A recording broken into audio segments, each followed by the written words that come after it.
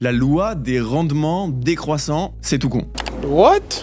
Imagine que tu viens d'acheter ton 4e cornet de glace de la journée. La toute première glace, elle était incroyable, vraiment délicieuse, tes papilles ne s'en remettaient pas. La deuxième glace, franchement, elle était toujours très bonne. La troisième glace que tu manges, ça va, ça se mange. Et on arrive à la 4e glace que tu achètes, que tu ne désirais pas vraiment, et au final, elle est écœurante. Mais pourquoi cette 4e glace n'est pas aussi bonne que la première, alors que c'est exactement la même? Ce principe des rendements décroissants, il nous dit que à mesure que tu ajoutes quelque chose, que ce soit des heures de travail, ou du fromage sur ta pizza, ou des glaces, eh ben cette chose supplémentaire va t'apporter moins de satisfaction, moins d'utilité. Un autre exemple classique, c'est l'agriculture. Si tu mets de l'engrais sur tes plantes, au début ça va très bien marcher, puis tu ne verras plus vraiment de différence, et si t'en mets vraiment énormément, ça va finir par les tuer. Alors il y a une critique souvent entendue sur cette loi des rendements décroissants, qui est que la science peut toujours pousser ce point où ça devient décroissant.